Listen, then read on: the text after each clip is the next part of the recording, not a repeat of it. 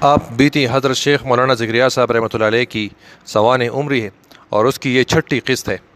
گزشتہ نشست میں ابتدائی فارسی اور ابتدائی عربی کی کتابوں کا ذکر ہوا تھا، کچھ خواب کا ذکر ہوا تھا اور بچپن کی کچھ شرارتوں کا اور بیان تھا، اور دوسرا یہ کہ ان کے والد صاحب مولانا یحییٰ صاحب کا جو تعلیم اور تدریس کے متعلق جو نظریہ تھا وہ بھی بیان ہوا، اور ان کے والد صاحب مولانا یحییٰ صاحب موجودہ جو مدارس کے جو طرز تعلیم ہے اس کے سخت خلاف تھے، تو اس کا بیان ہوا تھا۔ بسم اللہ الرحمن الرحیم۔ 7 محرم 32 ہجری کو ظہر کی نماز کے بعد میری مشکات شریف شروع ہوئی۔ والد صاحب نے خود ہی ظہر کی امامت بھی کی کہ اس زمانے میں نماز وہی پڑھایا کرتے تھے، اور نماز کے بعد غسل فرمایا، اور اس کے بعد اوپر کے کمرے میں جو آج کل مہمان خانہ ہے اس زمانے میں فارسی خانہ تھا، اور مدرسے کے اوقات کے علاوہ میرے والد صاحب اور ہم سب کی گویا رہائش گاہ بھی تھا۔ اس میں اس در کی طرف جو مسجد کی طرف کھلتا ہے، اور وہ مدرس اول فارسی کے بیٹھنے کی جگہ تھی، ان کا گدا وغیرہ وہاں بچھا رہتا تھا۔ اس پر کچھ بچھا کر 2 رکعت نفل پڑھی، پھر میری طرف متوجہ ہو کر مشکات شریف کی بسم اللہ اور خطبہ مجھ سے پڑھوایا، پھر قبلہ کی طرف متوجہ ہو کر 15-20 منٹ تک بہت ہی دعائیں مانگی۔ مجھے معلوم نہیں کیا کیا دعائیں مانگی، لیکن میں اس وقت ان کی معیت میں صرف ایک ہی دعا کرتا رہا کہ یا اللہ، حدیث پاک کا سلسلہ بہت دیر میں شروع ہوا، اس کو مرنے تک اب میرے ساتھ وابستہ رکھیے۔ اللہ جل شانہ نے میری ناپاکیوں، گندگیوں، سیئات، گناہوں کے باوجود ایسا اللہ نے اس کے ساتھ حدیث تھا کہ شیخ الحدیث نام ایسا مشہور ہوا کہ یہ نہیں کہ اور جگہ شیخ الحدیث نہیں، لیکن جس کو شیخ الحدیث نام کہے تو وہ مولانا ذکریا صاحب، ایسا نام کے ساتھ اللہ نے جو ہے۔ اور اس میں جو جنت البقیع کا جو مقبرہ ہے اس میں کہتے ہیں کہ صحابہ کرام کے جو شیخ الحدیث تھے ابو ہریرہ رضی اللہ عنہ وہ بھی مدفون ہیں، اور ہمارے دور کے جو شیخ الحدیث ہیں مولانا ذکریا صاحب وہ بھی مدفون ہیں۔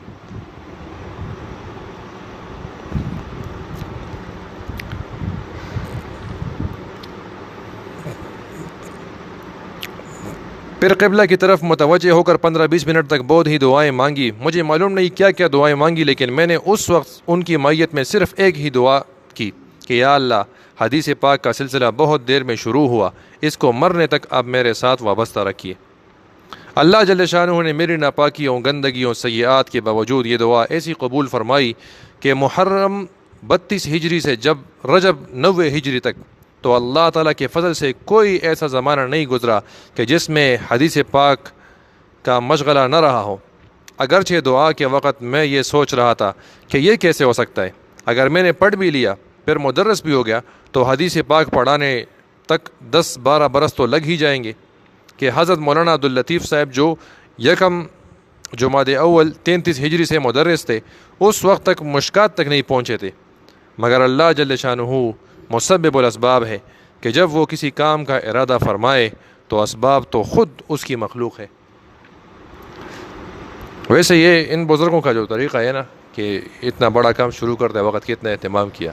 آج ہمارے دور میں غامدی کا دور ہے، ایسے نن سبا بیودہ سے خلق تھی کا نا چې ډایرکټ کتابونه او دغه کوي او چې قرآن خپل وایه ته څه کې وځي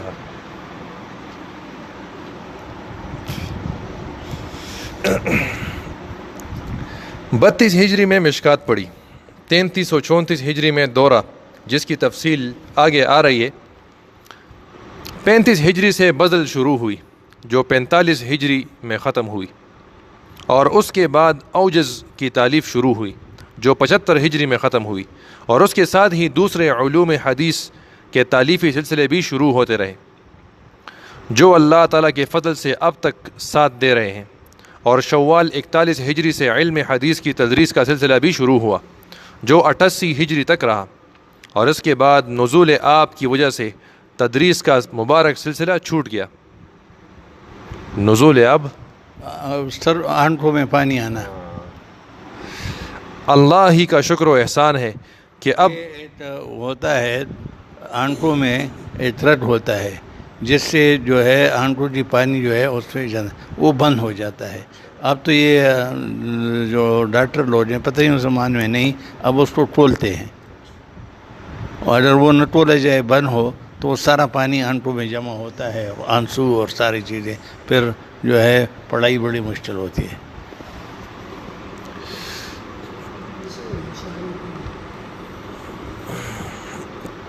اس کے بعد نزول آپ کی وجہ سے تدریس کا مبارک سلسلہ چھوٹ گیا.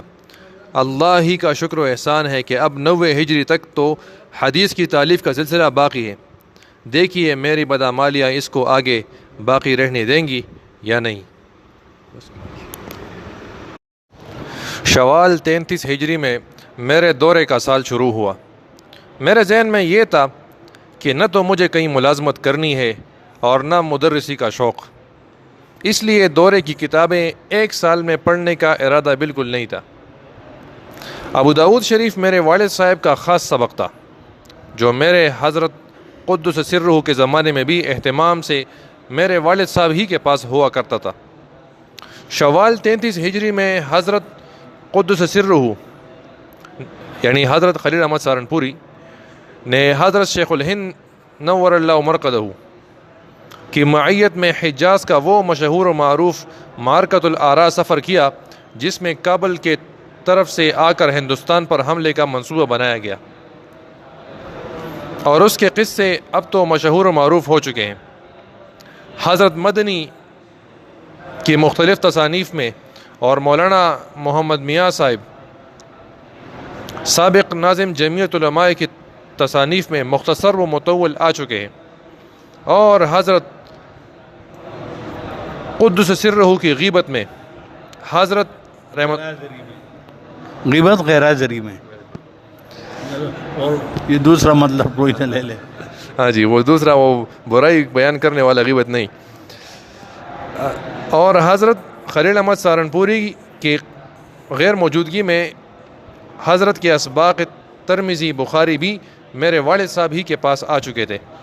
لیکن میرے ذہن میں چونکہ سارے دورے کی کتابیں ایک سال میں پڑھنا نہیں تھا، اس لیے میں نے صرف ابو داود میں شرکت کی، اور والد صاحب نور اللہ مرقدہ سے اپنی اس خواہش کا اظہار کیا تو بہت خوشی سے انہوں نے اس کی اجازت دے دی. چند ہی روز بعد میرا کاندلہ جانا ہوا تو میرے پپا مولانا رضی الحسن صاحب نے مجھ سے فرمایا کہ تو نے ترمذی بخاری مولوی یحییٰ سے کیوں نہیں پڑھی؟ میں نے اپنا منصوبہ بتلا دیا. انہوں نے فرمایا میرا انداز یہ ہے کہ انہیں اس کا احساس ہے کہ تو نے ان سے ترمذی نہیں پڑھی. مجھے بڑی حیرت ہوئی، بڑا تعجب ہوا.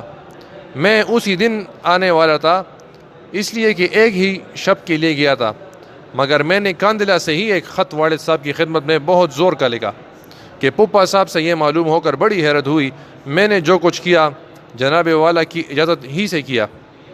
وہ خط میری واپسی کے ایک دن بعد پہنچا. اس کو پڑھ کر میرے والد صاحب نے فرمایا کہ نہیں، تو نے تو کوئی ایسی بات نہیں کی، میاں رضی کو کسی بات سے شبہ ہوا ہے. مگر میں نے انداز یہ کیا کہ پپا صاحب کی روایت صحیح ہے اور والد صاحب پر اس کا احساس ضرور ہے، اس لیے میں نے اپنی تجویز کے خلاف ابو داود شریف کے ساتھ ساتھ ترمذی بھی شروع کر دی. ترمذی شریف کے بعد بخاری شریف اور ابو داود شریف کے بعد نسائی شریف والد صاحب رحمۃ اللہ علیہ کے یہاں ہوئی، اور چونکہ بخاری شریف پہلی دفعہ ہوئی تھی اس لیے والد صاحب نے نسائی شریف کا گھنٹہ بھی بخاری جلد ثانی کو دے دیا اور نسائی شریف جمعہ پوری کرائی. بخاری شریف جلد ثانی میں کتاب التفسیر میں چھٹی کے دن کتاب التفسیر میں آدھے صفحے سے زیادہ ایک گھنٹے میں سبق کسی دن میں نہ ہوتا تھا. آیات کا پڑھنا اور اس کے بعد امام بخاری کی تفسیر کے متعلق کلام فرمانا. حافظہ چونکہ ماشاءاللہ اچھا تھا، اس لیے آیت کے پڑھنے میں تو ان کو دیر نہیں لگتی تھی، فوراً پڑھ دیتے تھے، اس لیے کہ قرآن پاک بہت ازبر تھا. البتہ آیات کی مشہور تفسیر اور امام بخاری رحمۃ اللہ علیہ کی تفسیر اور ان دونوں میں تطابق میں دیر لگتی تھی. اس زمانے میں میرا ایک رفیق درس حسن احمد مرحوم سہارنپور محلہ کھالاپار کا رہنے والا تھا، نہایت ہی متین، نیک اور میرے والد صاحب قدس سرہ کا گویا عاشق زار تھا، اتنا معتقد کہ حد نہیں۔ دورے سے پہلے تو میری مرحوم سے جان پہچان کچھ زیادہ نہ تھی، صرف ایک نیک طالب علم سمجھتا تھا، مگر دورے میں اس کے جوہر کھلے۔ مرحوم میرے پاس ہی بیٹھتا تھا اور میرے والد صاحب کی تقریر نقل کرتا تھا۔ میں نے اس کو جوانی کے زمانے میں کبھی کوئی فحش مذاق کرتے نہ دیکھا نہ سنا۔ میرے اور مرحوم کے والد صاحب کے دورے میں جوہر چلے تو کہتے ہیں کہ جیتی جی کچھ نہ دٹایا جوہر، مرتے جوہر تیری جوہر چلی۔ سبحان اللہ۔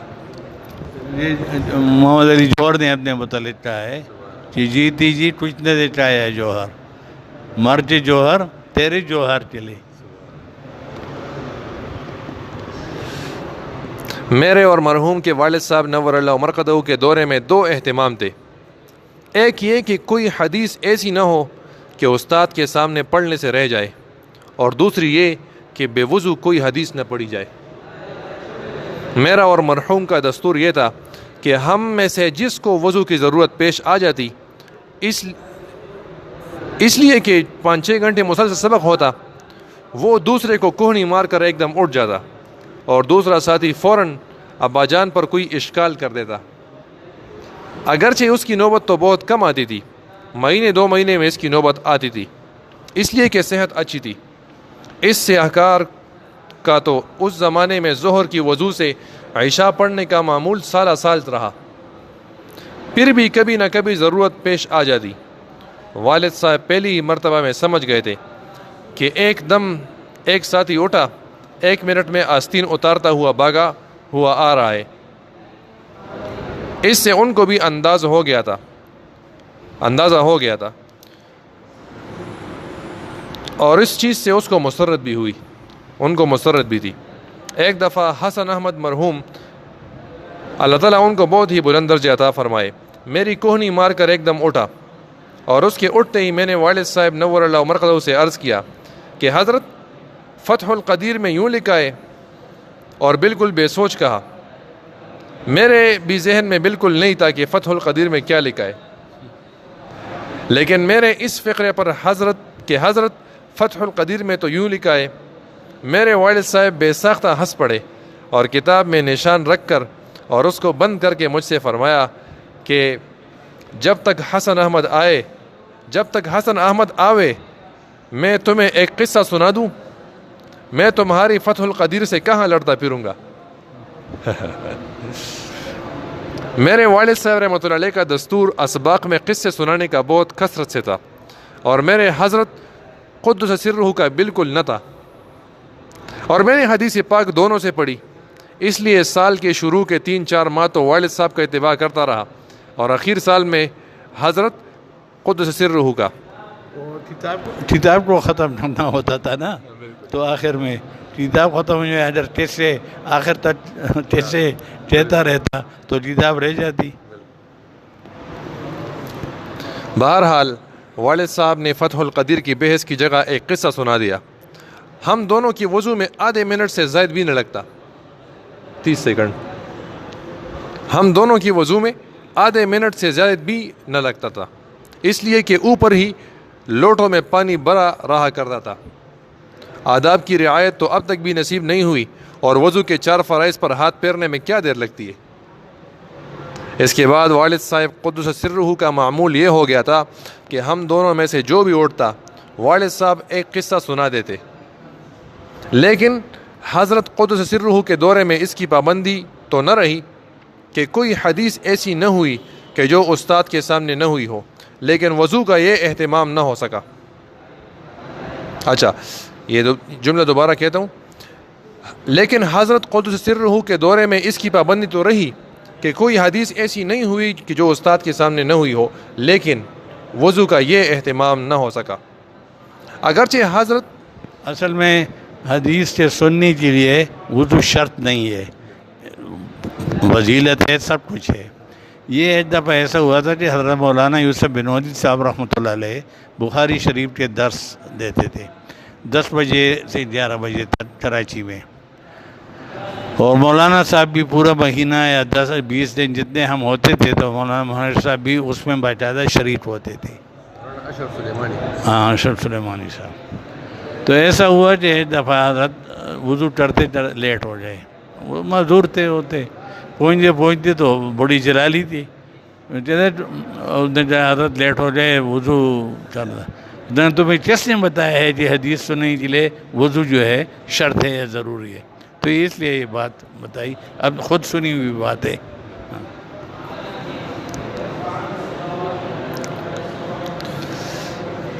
لیکن وضو کا یہ اہتمام نہ ہو سکا، اگرچہ حضرت قدس سرہ کے یہاں صرف 2 ہی گھنٹے کا سبق ہوتا تھا، اس لیے وضو کا ٹوٹنا بھی یاد نہیں، اور والد صاحب نور اللہ مرقدہ کے یہاں 5-6 گھنٹے ہوتا تھا۔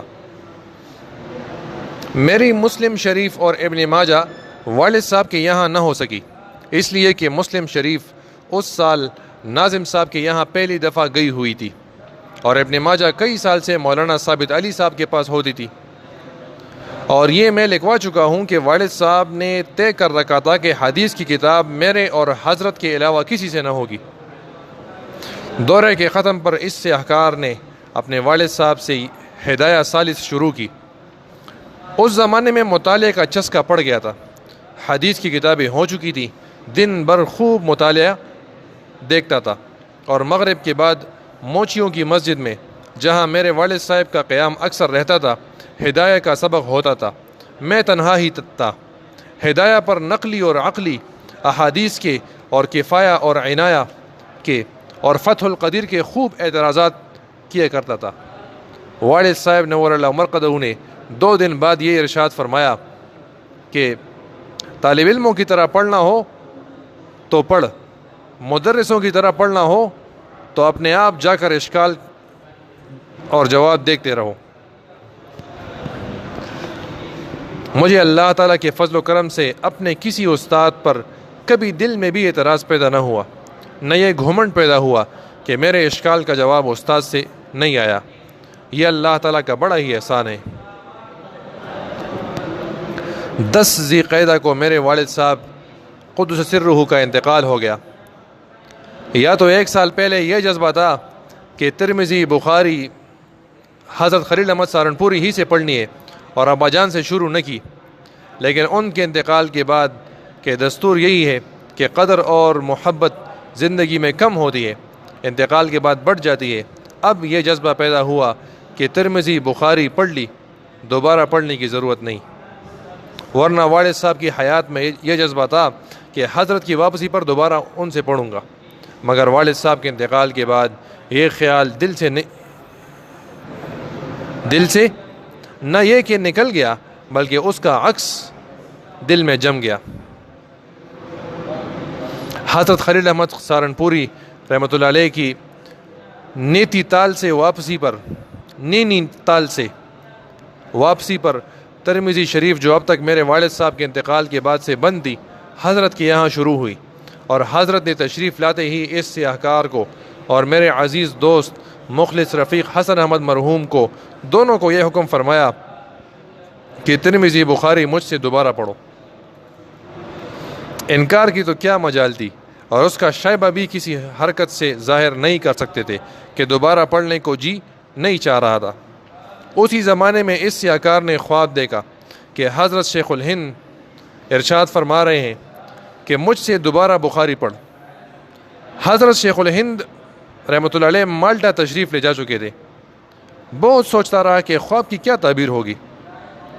حضرت قدس سرہ سے خواب عرض کیا، حضرت نے فرمایا کہ اس کی تعبیر بھی یہی ہے کہ مجھ سے بخاری دوبارہ پڑھ۔ اس وقت تو اپنی حماقت سے تعبیر سمجھ میں نہ آئی، لیکن بعد میں سمجھ میں آ گیا کہ اس وقت شیخ الہند فی الحدیث کا مصداق حضرت قدس سرہ کے علاوہ اور کون ہو سکتا تھا۔ بہرحال تعمیل ارشاد میں شروع تو ہم دونوں نے کر دیا، لیکن میرا رفیق حسن احمد مرحوم اس سال فنون کی کتابیں پڑھتا تھا، اور وہ بخاری شریف کے نیچے کسی مطالعے کی کتاب کو رکھتا تھا۔ میں نے اس پر شدت سے انکار کیا کہ یہ تو بہت بے ادبی ہے، حدیث پاک کی بھی اور استاد کی بھی، ایسا ہرگز نہ کر۔ مگر اس کو میرے والد صاحب سے عشق تو ان کی زندگی میں ہی تھا، اور ان کے انتقال کے بعد میری طرح سے یہ جذبہ اور بھی بڑھ گیا تھا کہ اب حدیث کسی سے نہیں پڑھنی۔ میں نے اس کے بالمقابل یہ کوشش کی کہ اتنے قوی اشکالات دمادم کروں کہ حضرت قدس سرہ میرے تبحر علمی کو دیکھ کر یوں فرما دیں کہ تمہیں دوبارہ پڑھنے کی ضرورت نہیں۔ تقریباً یہ سال میرا ایسا گزرا کہ رات دن میں دو ڈھائی گھنٹے سے زیادہ سونے کی نوبت نہیں آئی۔ تقریباً یہ سال میرا ایسا گزرا کہ رات دن میں 2-2.5 گھنٹے سے زیادہ سونے کی نوبت نہیں آئی، اس لیے کہ مدرس ہو گیا تھا، جس کا قصہ آگے آ رہا ہے۔ اور 2 سبق میرے 2 استادوں کے یہاں سے، اصول الشاشی چچا جان رحمۃ اللہ علیہ کے یہاں سے، علم الصیغہ مولانا ظفر احمد صاحب کے یہاں سے منتقل ہو کر آئے تھے، اور دونوں میری بے پڑھی کتابیں تھیں، جس کی تفصیل آئندہ تدریس میں آئے گی۔ اصول الشاشی کے مطالعے میں کئی گھنٹے خرچ ہوتے، لیکن عشاء کے بعد سے رات کے 3-4 بجے تک میں ترمذی بخاری کا مطالعہ دیکھا کرتا تھا، اور فتح الباری، عینی، قسطلانی، سندھی کے ابواب بہت ہی بالاستیعاب اور غور سے دیکھتا۔ یہ 3-4 کتابیں بخاری شریف کے شروع ہے، شرح ہیں، قسطلانی، عینی اور جہاں کوئی اشکال پیش آتا اس کو نوٹ کر لیتا، جواب نوٹ نہ کرتا، اور صبح کو حضرت قدس سرہ کی خدمت میں، اللہ مجھے بہت ہی معاف فرما دے، دم اعتراضات کرتا۔ مگر اللہ کا بڑا ہی احسان ہے، اسی کا لطف و کرم ہے۔ اللہم لا احصی ثناء علیک، مجھے اس کا کبھی واہمہ نہیں ہوا کہ حضرت سے میری بات کا جواب نہیں آیا۔ جب شیطان ذرا سا وسوسہ کا شبہ بھی ڈالتا تو میں اپنے دل سے کہتا، بغیرت، ساری رات تو کتابیں دیکھی، تجھے اعتراض کرتے شرم نہیں آتی؟ 2-2.5 ماہ اسی مناظرے میں گزار دیے۔ اس واقعے کو مولانا عاشق الہی صاحب نور اللہ مرقدہ نے تذکرۃ الخلیل میں بھی کچھ اجمالاً لکھا ہے۔ میرا اور حسن احمد مرحوم کا یہ معمول تھا کہ سبق کے بعد ہم دونوں حضرت کے پیچھے پیچھے دارالطلبہ سے مدرسہ قدیم تک آتے۔ حضرت قدس سرہ 2 ماہ کے بعد حسب معمول دارالطلبہ سے تشریف لا رہے تھے، اور ہم دونوں پیچھے تھے۔ مدرسہ قدیم کے قریب املی کی ٹال، جہاں آج کل آرا مشین لگ گئی ہے، اس کے بالمقابل حضرت کھڑے ہو گئے، اور ہم دونوں کی طرف متوجہ ہو کر یوں ارشاد فرمایا کہ ساری عمر سے یہ تمنا رہی کہ ابو داؤد شریف پر کچھ لکھوں، اور کئی دفعہ شروع بھی کیا مگر پورا نہ ہو سکا۔ حضرت گنگوہی رحمۃ اللہ علیہ کی حیات میں ہمیشہ تقاضا رہا کہ لکھوں، اور جو اشکال ہوگا حضرت سے پوچھتا رہوں گا۔ اس کے بعد حضرت کے بعد طبیعت سرد ہو گئی، لیکن پھر خیال ہوا ہمارے مولانا یحییٰ صاحب تو حیات ہیں، جہاں اشکال ہوگا ان سے الجھتے رہیں گے، مگر ان کے انتقال پر تو خیال بالکل ہی نکل گیا۔ اب یہ خیال ہے کہ اگر تم دونوں میری مدد کرو تو شاید لکھ سکوں۔ حضرت کا ارشاد صحیح تھا، اس لیے کہ میں نے خود حضرت کے مسودات میں ایک مسودہ دیکھا تھا جس پر حل المعقود فی ابی داود مرتن ثالثتاً کا لفظ بھی لکھا ہوا تھا۔ مسودے کو دیکھا جائے جو مدرسے کے کتب خانے میں محفوظ ہے، نام میں کچھ اشتباہ ہے۔ علی گڑھ سے واپسی پر اگر وقت ملا تو میں خود دیکھ کر اس کی تصحیح کراؤں گا۔ اگر کوئی دیکھنا چاہے تو مدرسے کے کتب خانے میں دیکھ لے۔ میں نے عرض کیا کہ حضرت ضرور، اور یہ میری دعا کا ثمرہ ہے۔ حضرت نے فرمایا، اس کا کیا مطلب؟ میں نے مشکات شریف کی ابتدائی دعا کا ذکر کر کے حضرت سے عرض کیا کہ حضرت اب تک اس کی کوئی صورت سمجھ میں نہیں آ رہی تھی، اب سمجھ میں آ گئی کہ 8-10 برس تو حضرت کو اس شرح میں لگ ہی جائیں گے، اور اس وقت تک انشاءاللہ یہ ناکارہ بھی حضرت کی برکت سے حدیث پڑھانے تک پہنچ ہی جائے گا۔ حضرت کا چہرہ مسرت سے کھل اٹھا۔ میرے حضرت قدس سرہ خوبصورت بہت تھے۔ حضرت تھانوی رحمۃ اللہ علیہ کا مقولہ میرے حضرت کے متعلق کہیں طبع شدہ بھی میں نے دیکھا ہے اور سنا بھی ہے کہ مولانا خلیل احمد صاحب تو گلاب کا پھول ہیں، اس لیے کہ حضرت قدس سرہ کے چہرے پر غصے اور خوشی ایسی صاف نظر آیا کرتی تھی کہ بے تکلف محسوس ہوا کرتی تھی۔ حضرت نے اگلے دن مجھے بلا کر کتب خانے سے کتابوں کے نکالنے کی ایک فہرست مجھے لکھوائی۔ چنانچہ 2 ربیع الاول کو مدرسے کے کتب خانے سے کتابیں لی گئی اور دارالطلبہ کے خزانے والے کمرے میں بذل المجہود کی تالیف کی ابتدا 3 یا 4 ربیع الاول 35 ہجری کو ہوئی۔ اس کے بعد بھی میں اسی جذبے اور کوشش میں رہا کہ حضرت دوبارہ نہ پڑھنے کی اجازت دے دے۔ میرے ساتھی بے جا سوالات پر بہت ہی چیب و جبیں ہوتے، خاص طور سے مجھے بخاری شریف میں اشکالات کی زیادہ سہولت پیدا ہو گئی۔ 2 گھنٹے میں سبق 1 صفحہ 1.5 صفحہ سے زیادہ نہیں ہوتا تھا۔ جمادی الاول آ گیا اور بخاری شریف کے چند پارے ہوئے۔ حضرت قدس سرہ نے ایک دفعہ یوں ارشاد فرمایا کہ میں تو رجب میں باولپور کا وعدہ کر چکا ہوں اور کتاب بہت باقی رہ گئی، میرے بعد مولوی ثابت علی، مولوی عبداللطیف سے پوری کر لیجیو۔ اس فقرے سے زمین پاؤں تلے سے نکل گئی۔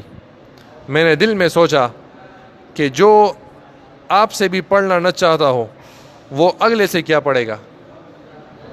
میرا اور حسن احمد مرحوم کا معمول دارالحدیث میں حضرت کے داہنی طرف بیٹھنے کا تھا اور وہاں ایک الماری رکھی رہتی تھی، اسی میں حضرت قدس سرہ کی اور میری اپنی کتابیں رہتی تھی، اس لیے کہ میرے مطالعے کی کتاب دوسری میرے گھر پر تھی۔ یہ منظر بھی ہمیشہ آنکھوں کے سامنے رہے گا۔ حضرت کا معمول ہمیشہ جنوبی زینے کی طرف سے جانے کا تھا اور اوپر جا کر ہمیشہ دارالحدیث کے پہلے دروازے سے داخل ہوتے۔ طلباء ایک دم کھڑے ہو جاتے، تپائیاں ہٹا دیتے، حضرت کے لیے ایک دم راستہ کھل جاتا۔ ارشاد بالا کے بعد جب دوسرے دن حضرت سبق کو تشریف لے گئے اور دارالحدیث کے پہلے دروازے سے اندر قدم رکھا اور سامنے میں اپنی جگہ پر نہیں تھا، تو وہ منظر آج بھی میری آنکھوں کے اندر گھوم رہا ہے کہ حضرت اپنی جگہ ششدر کھڑے رہ گئے، قدم آگے نہیں بڑھایا، اس لیے کہ شروع محرم سے آج پہلا دن تھا کہ میں اپنی جگہ پر نہیں تھا۔ میں یہ منظر دیکھ کر جہاں بیٹھا ہوا تھا وہاں سے کھڑا ہوا، حضرت نے مجھے دیکھ لیا اور قدم آگے بڑھایا، اس لیے کہ آج یہ ناکارہ حضرت کے سامنے جماعت کے بیچ میں بیٹھا ہوا تھا اور حضرت کے بیٹھتے ہی رمضانی حافظوں کی طرح سے جو میں نے بخاری شریف پڑھنی شروع کی کہ نہ کوئی اشکال تھا نہ کوئی شبہ تھا، کبھی آدھا پارا کبھی پون پارا، 2 گھنٹے میں ہی پڑھتا تھا، کسی اور کو پڑھنے بھی نہیں دیا۔ جمادی الثانی میں بخاری ختم کر دی۔ جمادی اول جمادی الثانی۔ ایک دفعہ احتیاطاً حضرت کے کان میں ڈال بھی دیا کہ حضرت کا سفر تو تجویز ہو گیا اور بخاری حضرت سے ہی پوری کرنی ہے، مگر حضرت نے اس پر لا یا نعم نہیں فرمایا۔ اب تیسرا دور شروع ہوا۔